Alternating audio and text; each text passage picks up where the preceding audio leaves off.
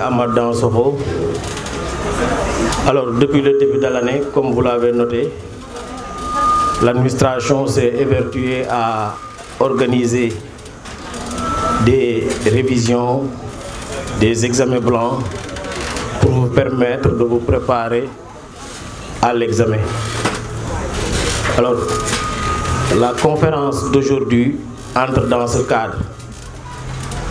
C'est l'occasion avant tout de remercier M. le Proviseur qui a accepté cette initiative, mais aussi de remercier l'école ENSUP Afrique qui nous a facilité la réception de M. Diakhaté. Alors, j'espère que comment on appelle ça encore, synthèse, voilà, comme vous avez l'habitude de le voir, on a l'habitude de voir ça dans beaucoup d'établissements. Et donc, c'est un honneur pour nous de recevoir M. Diakhaté et nous espérons que à la fin de cette réunion, vous allez récupérer, vous allez avoir des notes qui vont vous servir le jour de l'examen, qui vont peut-être améliorer vos notes en philosophie. Donc, nous vous demandons le maximum de concentration pour tirer profit de la synthèse que nous aurons l'honneur de recevoir de M. Diakhaté. Nous avons besoin de votre concentration. C'est le moment de tirer maximum profit de ce que va nous enseigner l'éminent professeur M. Diakhaté. Voilà, donc je crois que c'est le moment de lui donner la parole. C'est Diakhaté là, hein? Ouais. Merci beaucoup, Michel Censeur. Je voudrais féliciter Michel Censeur, merci pour ses mots d'accueil. Je voudrais aussi rendre un hommage certainement mérité à ENSUP pour cet accompagnement que vous faites à nos élèves. Je crois que c'est une excellente chose en termes de responsabilité sociale d'entreprise. Je crois que vous êtes en train d'assumer pleinement votre responsabilité à ce niveau-là, accompagner, appuyer les élèves et en plus offrir des bourses pour ceux-là qui vont le mériter et pour leur permettre de continuer leurs études dans de bonnes conditions. Donc, félicitations pour ENSUP. Je voudrais aussi souhaiter un plein succès à tous les élèves ici présents au baccalauréat. Je crois que l'année prochaine, je vais rencontrer tout le monde à l'université. Parce que moi, je suis professeur à l'université de Dakar. Voilà, donc, je suis très content d'être là. On a besoin au moins d'avoir une idée par rapport à la question suivante. La question, c'est qu'est-ce que la philosophie? Parce que si on a une idée de ça, certainement on aura au moins 14. Qu'est-ce que la philosophie? Cette question-là, un professeur de philosophie s'est posé cette question. Il s'appelle Jules Lachelier. Et Jules Lachelier a répondu, je ne sais pas. Donc à la question, qu'est-ce que la philosophie? Jules Lachelier répond, je ne sais pas. Lui qui est prof de philo, qui dit qu'il est incapable de définir la discipline qu'il doit enseigner aux élèves. Je ne sais pas ce que c'est que la philosophie. On lui dit, mais pourquoi toi, en tant que prof de philo, tu es incapable de définir cette discipline? Il dit, c'est très simple, c'est parce que les philosophes ne s'entendent pas. C'est parce que les philosophes sont en désaccord. C'est parce que chaque philosophe a sa propre conception du monde. Si bien que certains se sont dit qu'on ne doit même pas parler de la philosophie, mais qu'on doit plutôt parler des philosophies. Parce que chaque philosophe a sa propre philosophie. Je vous donne un exemple. Le stoïcisme, certainement vous en avez entendu parler, est une doctrine philosophique de l'Antiquité qui a été fondée par un philosophe qui s'appelle Zénon de Citium. Zénon de Citium est un philosophe de l'Antiquité qui enseignait que tout ce qui arrive dans le monde relève de la volonté de Dieu. Et que Dieu n'a pas raison, mais Dieu est raison. Celui qui a raison peut avoir tort. Mais celui qui est raison, celui qui s'identifie à la raison, il n'a jamais tort. Donc Dieu n'a jamais tort parce qu'il est la raison même. Et il est à l'origine de tout ce qui se produit dans le monde. Ce qui signifie que tout ce qui arrive dans le monde vient de Dieu qui a toujours raison. En conséquence, je dois toujours accepter ce qui m'arrive parce que je dois considérer que ce qui m'arrive vient de Dieu et que Dieu ne se trompe pas. Autrement dit, si on termine cette réunion et qu'on rentre chez nous et qu'on nous dit qu'il n'y a pas de déjeuner, parce qu'il y a une chèvre qui est entrée dans la cuisine et qui a renversé la marmite, nous devons quand même être contents. en disant que c'est mieux comme ça. On ne se dit pas ça souvent. On l'aurait mangé, on serait malade ou on serait mort. Donc la chèvre a bien fait. C'est donc accepter tout ce qui m'arrive. Même si ce qui m'arrive est fâcheux, même si ce qui m'arrive est malheureux, je dois l'accepter comme tel en disant que c'est Dieu qui l'a voulu et Dieu ne se trompe pas. Vous connaissez bien cette façon de penser. L'individu doit toujours accepter ce qui lui arrive parce qu'il considère que ce qui lui arrive vient de Dieu et Dieu ne se trompe pas. L'évangile de Jean, nous sommes dans la Bible, dans l'Ancien Testament. L'évangile de Jean dit: au commencement était le Verbe, Dieu a créé le monde à partir du Verbe, il a dit soit et les choses sont. Donc l'individu doit accepter son destin. Il a dit soit et les choses sont. Le Coran dit: Sabi isma rabbikal ahla lezi khalaqa fasawa wa lezi khadara fada. Glorifie le nom de ton Seigneur, c'est lui qui t'a créé et c'est lui qui fixe ton destin. Donc l'individu doit toujours accepter ce qui lui arrive en disant que ça relève de Dieu et qu'il n'a pas à être contre la volonté divine. Donc pour les stoïciens, tout ce qui arrive à l'homme vient de Dieu et l'homme doit toujours accepter ce qui lui arrive. C'est clair. Maintenant, pour les épicuriens, regardez les épicuriens. Les épicuriens disent: ce qui arrive à l'homme n'a rien à voir avec Dieu, mais ça a à voir avec l'homme lui-même. Donc, ce qui arrive à l'homme relève de sa responsabilité. Si la chèvre est entrée dans la cuisine et a renversé la marmite, ce n'est pas la faute de Dieu, c'est la faute de l'homme, c'est la faute de la femme, mais c'est la faute de quelqu'un. Donc, il ne faut pas imputer ça à Dieu. Donc, pour les épicuriens, ce qui arrive, ce n'est pas Dieu, mais ce qui arrive, c'est l'homme. Et pourtant, nous sommes en présence de deux philosophies de l'Antiquité qui défendent des points de vue différents. C'est pour vous montrer que les philosophes ne s'entendent pas. Donc, si vous voulez illustrer que les philosophes ne s'entendent pas, donnez l'exemple des stoïciens et des épicuriens. Montrez que pour les stoïciens, tout ce qui arrive, c'est Dieu. Pour les épicuriens, tout ce qui arrive, c'est l'homme. C'est clair, c'est bon. Donc, les philosophes ne s'entendent pas. Puisque les philosophes ne s'entendent pas, c'est difficile de trouver une définition qui puisse satisfaire tous les penseurs en même temps. Lorsqu'une définition est acceptée par quelqu'un, cette définition peut être rejetée par un autre penseur. Voilà pourquoi l'espace de la philosophie est considéré comme un espace de désaccord. On a dit d'ailleurs que les philosophes ne sont d'accord que sur une seule chose. Ils sont d'accord sur leur désaccord. Ils sont d'accord qu'ils ne sont pas d'accord. Donc pas d'accord en philosophie. Seulement ce qu'il faut ajouter, c'est que même si les philosophes ne sont pas d'accord sur la définition de la philosophie, on peut chercher quand même qu'il y a certaines caractéristiques de la philosophie. On ne sait pas ce que c'est que la philosophie, mais on peut chercher certaines de ces caractéristiques. Les caractéristiques essentielles de la philosophie sont au nombre de 3. Première caractéristique essentielle, c'est l'utilisation de la raison. Les philosophes sont différents, chaque philosophe a sa propre conception du monde, mais tous les philosophes se servent de la raison. C'est-à-dire qu'on ne peut pas philosopher sans se servir de la raison. La philosophie suppose que l'on se serve de la raison. La philosophie suppose que l'on fasse recours à la raison. Donc, première caractéristique essentielle de la philosophie, c'est l'utilisation de la raison. Ils sont différents, mais ils se servent de la raison. C'est bon? Si on regarde le livre 7 de la République de Platon, à travers une allégorie que l'on appelle le mythe de la caverne, que vous connaissez certainement. Platon dit à travers le mythe de la caverne qu'il faut établir une distinction entre un philosophe et un non-philosophe. On lui dit, c'est quoi le non-philosophe? Il dit, le non-philosophe, c'est quelqu'un qui ne se sert pas de sa raison. Et donc quelqu'un qui a tendance à suivre aveuglément les autres. Il fait ce que les autres font, il ne réfléchit pas. Ça peut arriver à chacun de nous.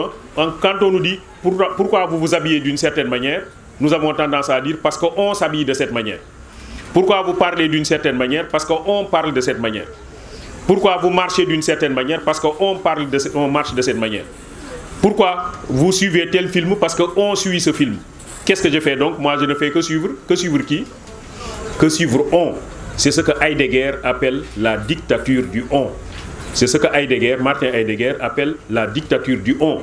Le non-philosophe est quelqu'un qui est placé sous la dictature du on. C'est quelqu'un qui suit aveuglément la masse, mais qui ne se sert pas de sa raison. Il se contente de faire ce que les autres font. Mais si moi je suis aveuglément la masse, si la masse se trompe, qu'est-ce que je fais? Je suis aveuglément la masse et la masse se trompe. Qu'est-ce que je fais? Mais je me trompe moi aussi. Donc il se trouve que le non-philosophe selon Platon est quelqu'un qui suit aveuglément la masse. Par contre, le philosophe, au lieu de suivre aveuglément la masse, préfère suivre sa raison.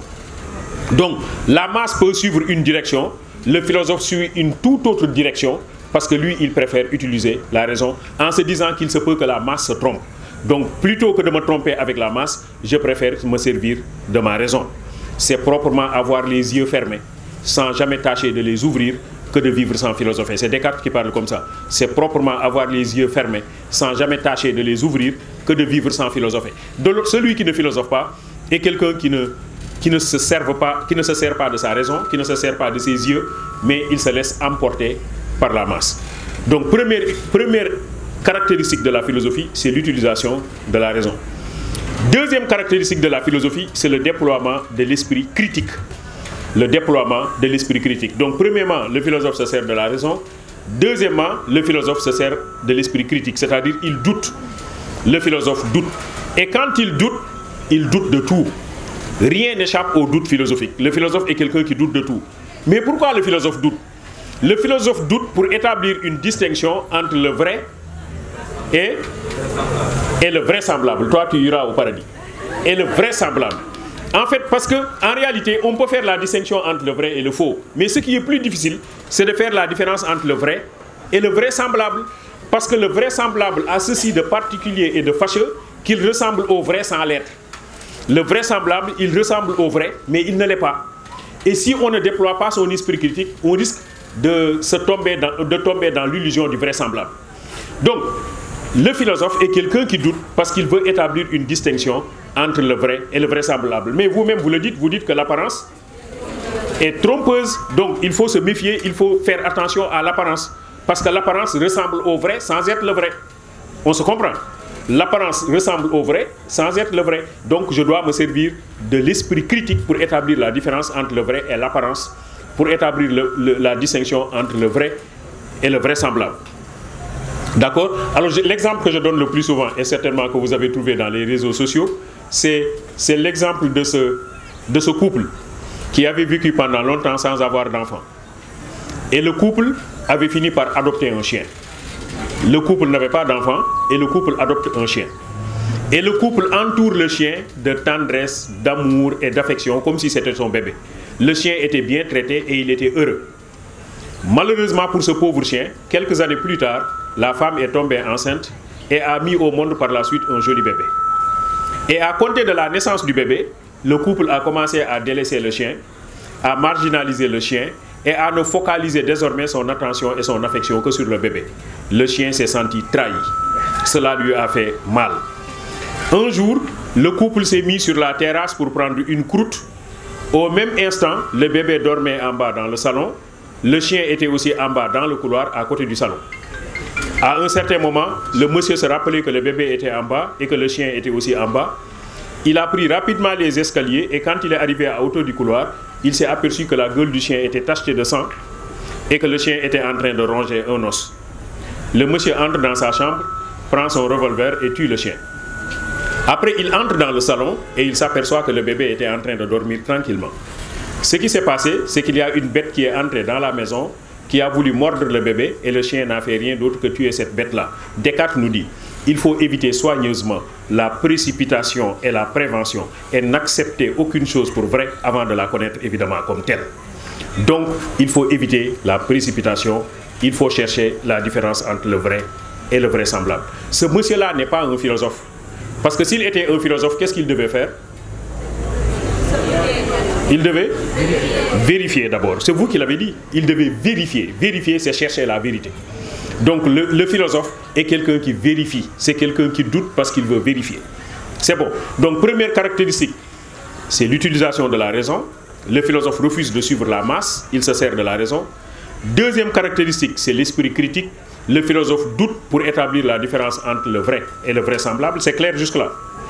Troisième caractéristique maintenant, c'est la quête du savoir. La quête du savoir. Le philosophe ne possède pas le savoir, il va à la quête du savoir. Tout ce que je sais, c'est que je ne sais rien. Et puisque je ne sais rien, qu'est-ce que je dois faire? Mais je dois chercher le savoir. Philosopher, c'est être en route. Les questions sont plus essentielles que les réponses en philosophie. Et chaque réponse devient une nouvelle question. La philosophie se trahit elle-même lorsqu'elle dégénère en dogmatisme, c'est-à-dire en savoir mis en formule définitive et complet. Alors ça veut dire qu'un philosophe n'est pas quelqu'un qui possède le savoir, et le philosophe est quelqu'un qui va à la quête du savoir. Celui qui dit que je connais tout, il n'est pas un philosophe. C'est un quoi? C'est un dogmatique. C'est un dogmatique. Le dogmatique est celui qui prétend tout connaître. le philosophe est plutôt humble. L'humilité consiste à reconnaître son ignorance. Parce que celui qui ne reconnaît pas son ignorance ne va pas à la quête du savoir. Celui qui reconnaît par contre son ignorance va à la quête du savoir. Le philosophe reconnaît son ignorance. On va dire donc que le dogmatique ne sait pas. Le dogmatique ne sait pas, mais il ne sait pas qu'il ne sait pas. Le philosophe ne sait pas, mais il sait qu'il ne sait pas. Voilà pourquoi il va à la quête du savoir, tandis que le dogmatique ne va pas à la quête du savoir.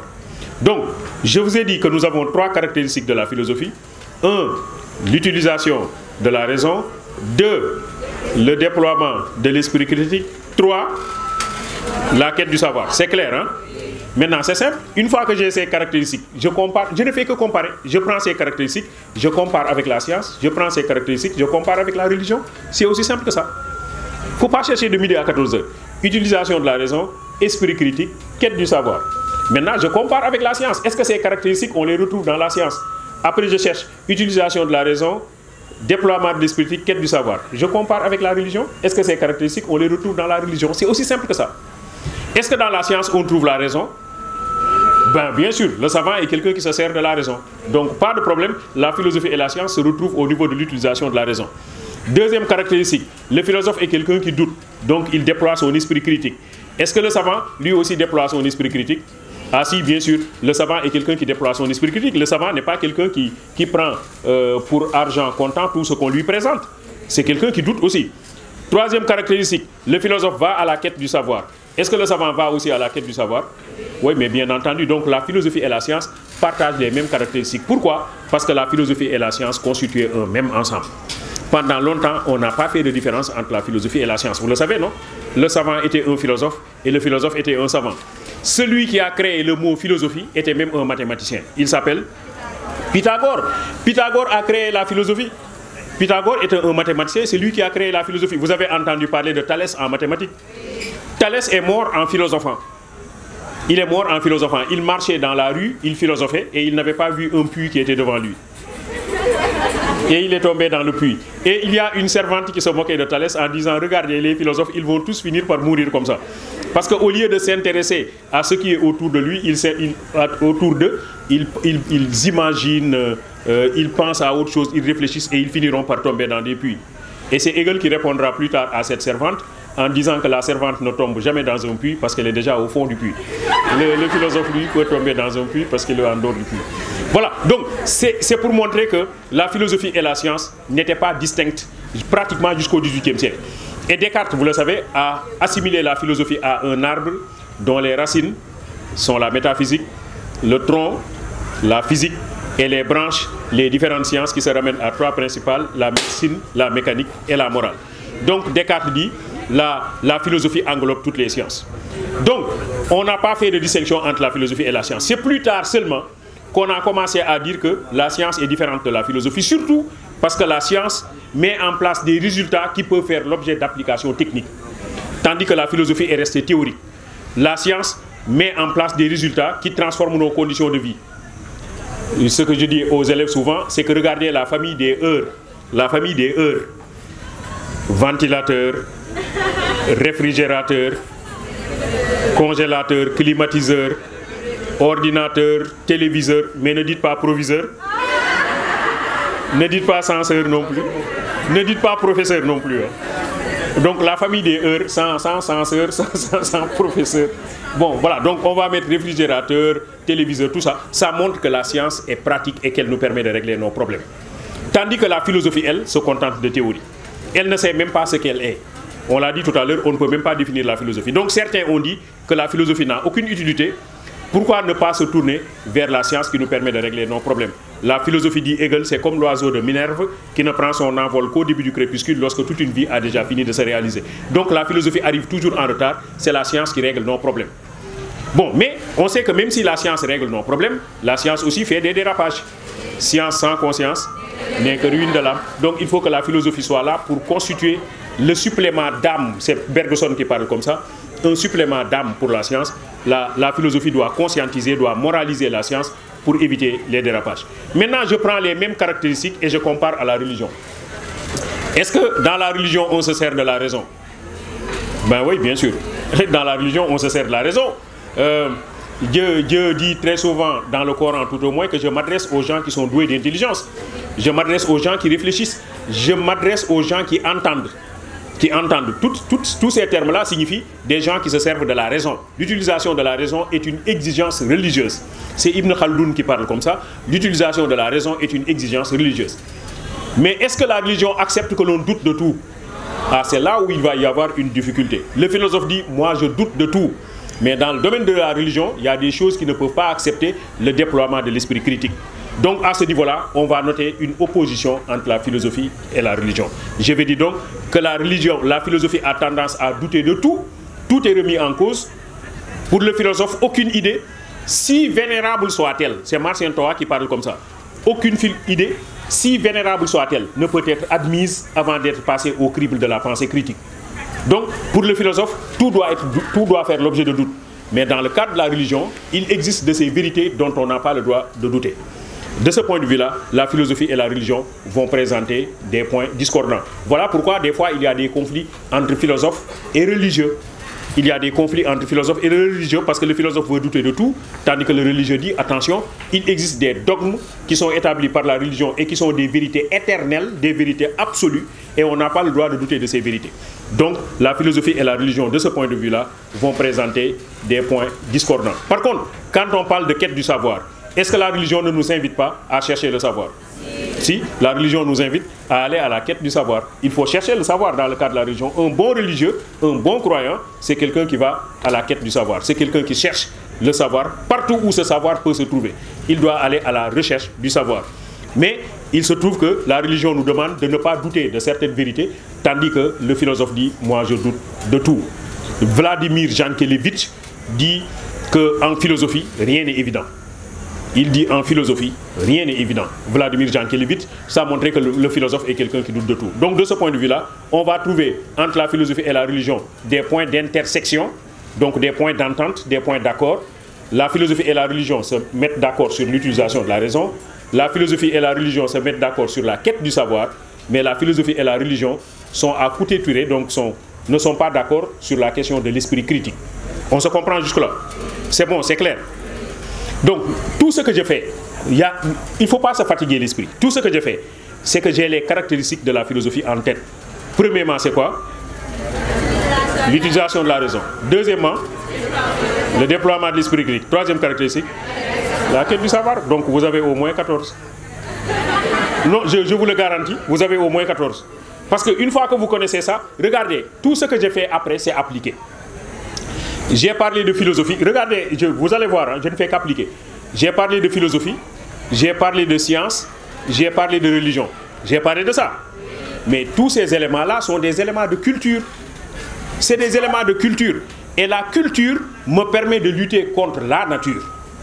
Je considère que j'utilise la culture pour faire face à la nature. La nature me crée des problèmes. La nature n'est pas clémente. La nature, elle est toujours hostile. Je considère ici la nature comme l'environnement.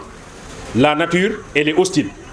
Par exemple, il fait chaud et il me faut lutter contre la chaleur. Comment je fais pour lutter contre la chaleur? J'utilise le ventilateur, j'utilise le climatiseur, j'utilise l'éventail. Donc, c'est des éléments de culture dont je me sers pour lutter contre la nature parce que la nature me crée des problèmes. La nature me crée des problèmes. Vous avez entendu parler de la Hollande. La Hollande, on l'appelle comment aussi? Pays-Bas. Pourquoi on l'appelle Pays-Bas? Parce que c'est un Pays-Bas. C'est aussi simple que ça. La Hollande est une cuvette. C'est-à-dire que la Hollande est entourée par l'eau. C'est quoi le risque? La Hollande est dans un trou. Et autour du trou, on a la mer. C'est quoi le risque? C'est que la Hollande risque d'être engloutie par l'eau. Donc c'est un problème que pose la nature. Que font les Hollandais? Ils vont s'appuyer sur la culture pour lutter contre ça. Ils ont utilisé la technique et la science. Ils ont mis des digues de protection. Ils ont fait même reculer la mer et ils ont gagné des espaces de terre sur la mer. Et c'est sur ces espaces de terre qu'ils ont gagnés sur la mer qu'ils font l'habitat, qu'ils font l'agriculture, qu'ils font l'élevage. Et vous savez qu'aujourd'hui, la Hollande fait partie des plus grands pays en matière d'élevage au monde. Hein. Vous avez entendu parler du lait hollandais. Donc la Hollande pourtant n'était pas pourvue par la nature, mais ils ont fait reculer la nature. Ils ont mené un combat contre la mer, ils ont fait éloigner la mer et ils ont mis des guides de protection des digues de protection grâce à la technique. Maintenant, on enlève la Hollande et on met le Sénégal en lieu et place. Qu'est-ce qui se serait passé? On n'a pas la même technique que les Hollandais. Qu'est-ce qu'on aurait fait? On serait mort. Non, non. On ne serait pas mort. On va utiliser autre chose pour lutter. Même si on n'a pas la technique, on va utiliser autre chose pour lutter contre la mer. Comment on fait? On va prier. On va prier. On va prier. Vous savez qu'on considère qu'à Dakar, il y a quelqu'un qui, grâce à sa prière, a stoppé l'avancée de la mer. C'est qui? Mais c'est Seydina Limamou Laye. On considère que grâce à sa prière, il a fait stopper l'avancée de la mer. Et vous savez que cette zone-là, toute cette zone des Mamelles, est une zone volcanique. Hein? Il y a le volcan. Mais on considère que grâce à la prière, le volcan va être tranquille. Et des gens ont même construit leur maison sur le dôme du volcan, en se disant qu'il n'y aura plus jamais de problème, parce qu'on a déjà réglé la montre. Et le volcan ne se réveillera plus. Ce que je veux dire, c'est que quand l'homme n'a pas de solution technique, il fait recours à la solution religieuse, il fait recours. Ou alors il utilise les deux. Mais l'homme est quelqu'un qui ne reste jamais sans lutter contre la nature. Il trouve toujours des moyens, des ressources techniques, des ressources scientifiques, des ressources religieuses, des ressources mythologiques, des ressources magiques. L'homme cherche toujours des ressources. Mais le Sénégal, par exemple, doit jouer un match contre quelle équipe? C'est quoi la meilleure équipe du monde actuellement de football? Bon, le Sénégal, voilà. Bon, oui, d'accord, mettons Real. L'équipe nationale du Sénégal doit jouer contre le Real. Et on sait... S'il vous plaît, attendez. S'il vous plaît. On sait que le Real Madrid peut écraser le Sénégal en une mi-temps. Mais comment on va faire, sachant que l'équipe est plus forte que la nôtre, comment on va faire pour régler notre problème? On va prier. On va chercher M. Sow.